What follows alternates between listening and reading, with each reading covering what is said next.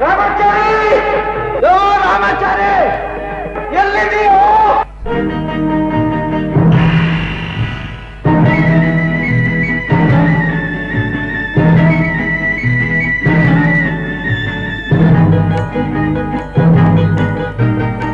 ಹಾವಿನ ದ್ವೇಷ 12 ವರುಷ, ಹಾವಿನ ದ್ವೇಷ 12 ವರುಷ, ನನ್ನ ರೋಷ 100 ವರುಷ, ನನ್ನ ರೋಷ 100 ವರುಷ, ಹಾವಿನ ದ್ವೇಷ 12 ವರುಷ.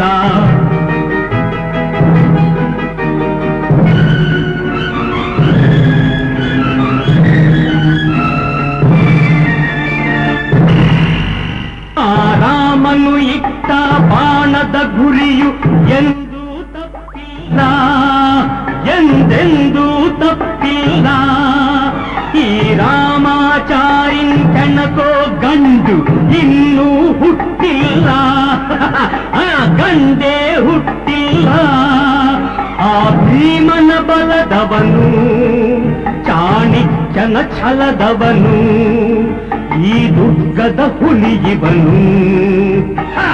ಹಾವಿನ ದ್ವೇಷ 12 ವರುಷ, ಹಾವಿನ ದ್ವೇಷ 12 ವರುಷ, ನನ್ನ ರೋಷ 100 ವರುಷ, ನನ್ನ ರೋಷ 100 ವರುಷ, ಹಾವಿನ ದ್ವೇಷ 12 ವರುಷ.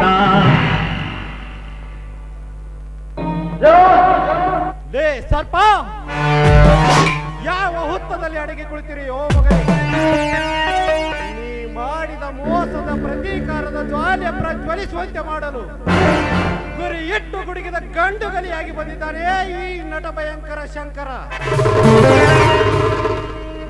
ಸರ್ಪ, ಇನ್ನು ನಿನ್ನ ಜೀವನವೆಂಬ ರಂಗಮಂದಿರದಲ್ಲಿ ಈ ನಟ ಭಯಂಕರನ ಶಂಕರನ ನಟ ಭಯಂಕರ ಶಂಕರನ ರೌದ್ರ ಎಚ್ಚರವಾಗುವ. ದೇವ ಬಸವೇಶ್ವರ, ನನ್ನವರೆಂಬುವರು ಯಾರು ಇಲ್ಲದ ಈ ಸಮಾಜದಲ್ಲಿ ನನ್ನ ಪಾವಟ್ಟಿಯಾಗಿ ಬದುಕಿಸಿದೆ. ನನ್ನ ಕುಟುಂಬದವರ ಸಾವಿನ ಜೊತೆ ನಾನು ಒಂದಾಗಿದ್ದರೆ ಎಷ್ಟು ಚೆನ್ನಾಗಿರ್ತಿತ್ತು. ಇಲ್ಲ, ನನ್ನ ಕುಟುಂಬವನ್ನು ಚಿತ್ರ ವಿಚಿತ್ರ ಹಿಂಸೆ ಕೊಟ್ಟು ಸಾವಿಗೀಡು ಮಾಡಿದ ಆ ಸರ್ಪರಾಜನೆಂಬ ಬೀದಿ ವಿಕಾರಿಯನ್ನು ಹುಟ್ಟಡಗಿಸಲೆಂದೇ ಬದುಕಿಸಿದ್ದಾನೆಯೇ ಆ ಭಗವಂತ. ಸರ್ಪ ಬಡವನೆಂದು ಮನೆಯಲ್ಲಿಟ್ಟುಕೊಂಡು ಅನ್ನ ಹಾಕಿದ ನನ್ನ ತಂದೆಗೆ ಮೋಸ ಮಾಡಿ ನನ್ನಿಂದಲೇ ಆಸ್ತಿಯನ್ನು ಹೊಡೆದು ಮೋಸದಿಂದ ಸಹಿ ಮಾಡಿಸಿಕೊಂಡು ಮೆರೆಯುತ್ತಿರುವ ನರಹಂತಕನ ನರದಲ್ಲೂ ನರಕವನ್ನು ಕಾಣಿಸಿ ನಾಯಿಗಳಿಗೆ ಅವನ ನೆತ್ತರ ನೀಡದೆ ಹೋದರೆ ನಟ ಭಯಂಕರ ಶಂಕರನೇ ನಾನಲ್ಲ. ಹೀಗೆ ಮಾಡಿದಾಗಲೇ ನನ್ನ ಸ್ನೇಹಿತ ಸಂಜಯನ ತಂದೆ ಸಾವಿನ ದವಡೆಯಲ್ಲಿದ್ದ ನನ್ನನ್ನು ತಪ್ಪಿಸಿ ಸಾಕಿ ಸಹಾಯ ಹಸ್ತ ನೀಡಿದ್ದಕ್ಕೂ ಸಾರ್ಥಕವಾಗುತ್ತದೆ.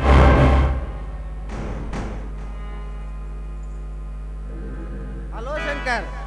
ಹಾಯ್ ಸಂಜಯ್.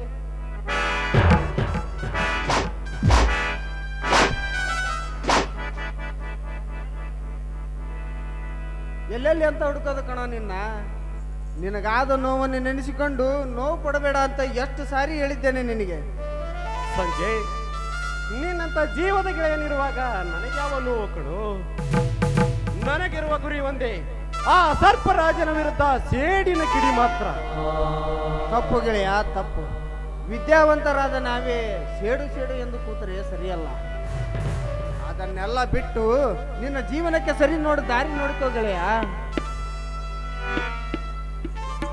ಸೇಡು ತೀರಿಸಿಕೊಂಡರೆ ಸತ್ತವರು ಮತ್ತೆ ಬರುತ್ತಾರೇನು?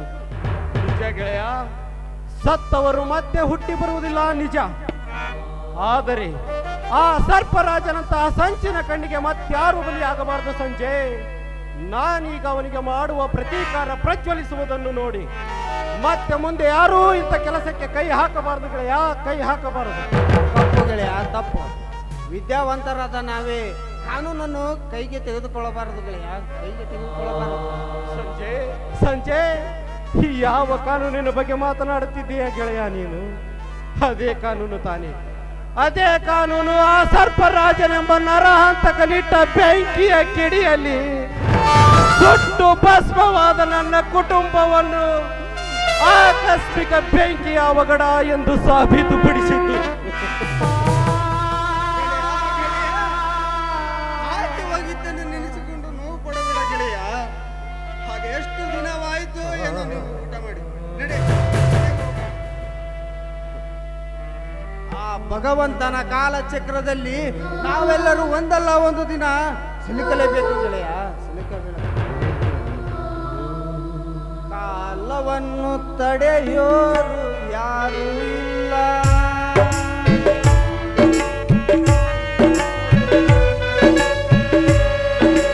ಕಾಲವನ್ನು ತಡೆಯೋರು ಯಾರು ಇಲ್ಲ, ಗಾಳಿಯನ್ನು ಹಿಡಿಯೋರು ಎಲ್ಲೂ ಇಲ್ಲ.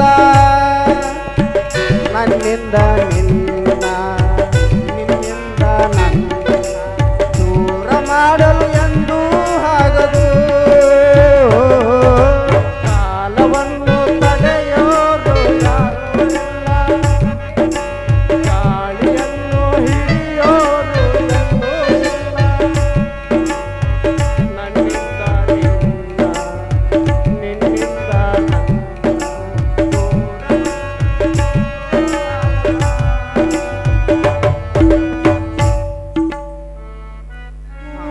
ಶಂಕರ್, ಅದೆಷ್ಟು ದಿನವಾಯ್ತೇನೋ ಊಟ ಮಾಡಿ, ಈಗಲಾದ್ರೂ ಮನೆಗೆ ಬರ್ತೀಯಾ? ಆಯ್ತು ಗೆಳೆಯ, ನಾನು ಆಮೇಲೆ ಬರುತ್ತೇನೆ, ನೀನು ಹೊರಡು. ಖಂಡಿತವಾಗಿ ಬರಬೇಕು, ಇಲ್ಲವಾದರೆ ನಾನು ಮತ್ತೆ ಬರುತ್ತೇನೆ ನೋಡು. ಗೆಳೆಯ, ನೀನೇನು ಮತ್ತೆ ಬರುವುದು ಬೇಡ, ನಾನೇ ಬರುತ್ತೇನೆ, ಹೊರಡು. ಸರಿ ಶಂಕರ್, ನಡೆದದ್ದನ್ನು ನೆನೆಸಿಕೊಂಡು ಇಲ್ಲೇ ನಿಲ್ಲಬೇಡ, ಆದಷ್ಟು ಬೇಗ ಬಾ, ನಾನಿನ್ನು ಬರುತ್ತೇನೆ. ಆಯ್ತು ಗೆಳೆಯ, ಬರುತ್ತೇನೆ.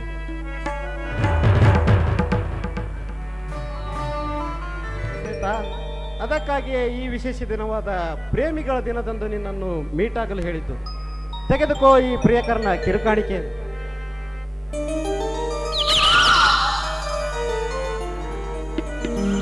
ತುಂಬಾ ಚೆನ್ನಾಗಿದೆ. ಅಂದಾಗೆ ನಿಮ್ಗೇನ್ ಗಿಫ್ಟ್ ಬೇಕು ಹೇಳಿ? ಶ್ವೇತಾ, ಮತ್ತಿನ್ನೇನು ಬೇಕು ಈ ನಿನ್ನ ಪ್ರಿಯಕರನಿಗೆ? ನಿನ್ನ ಮಧುರವಾದ ಕಂಠದಿಂದ ಬರಲಿ ಒಂದು ಸುಮಧುರವಾದ ಗಾನ. ಹಾಗೆ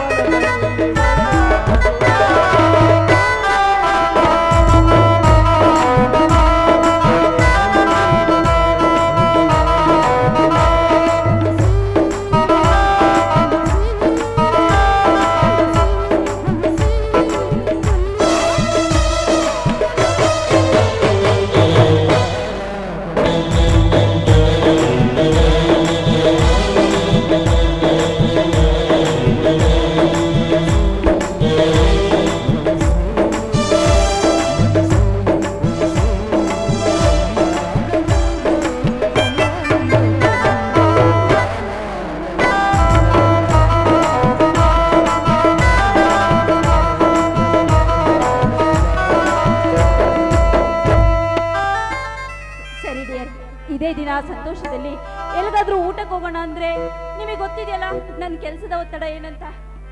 ಅದಕ್ಕೋಸ್ಕರ ಇನ್ನೊಂದ್ಸಲಿ ಸಿಗ್ತೀನಿ. ಬಾಯ್. ಓಕೆ ಶ್ವೇತಾ, ನನಗೂ ಗೊತ್ತು. Love you too. ಬಾಯ್. ನಿಮ್ಮನ್ನು ಕಂಡು ತುಂಬಾ ಆನಂದವಾಯಿತು. Okay bye, see you. ತಂದೆ ತಾಯಿ ಅಣ್ಣ ತಮ್ಮಂದಿರೆಲ್ಲದ ನನಗೆ ಕುಟುಂಬದ ಪ್ರೀತಿ ಶ್ವೇತಾ ಹಾಗೂ ಸಂಜಯಳಿಂದ ಸಿಗುತ್ತೆ. ಇವರಿಂದಲೇ ಇನ್ನು ಈ ಭೂಮಿಯ ಮೇಲೆ ನಾನು ಬದುಕಿರುವುದಿರುವುದು. ಏ ಸರ್ಪ, ನಿನ್ನ ಮೇಲಿನ ಸೇಡಿನ ಪ್ರತೀಕಾರದ ಜ್ವಾಲೆ ಪ್ರಜ್ವಲಿಸುವಂತೆ ಮಾಡಲು ಮತ್ತೊಮ್ಮೆ ಎಚ್ಚರಿಸುತ್ತಿದ್ದೇನೆ. ಗುರಿ ಇಟ್ಟು ಗುಡುಗಿದ ಗಂಡು ಗಲಿಯಾಗಿ ಬರುತ್ತಿದ್ದಾನೆ ಈ ನಟ ಭಯಂಕರ ಶಕ್ತಿ.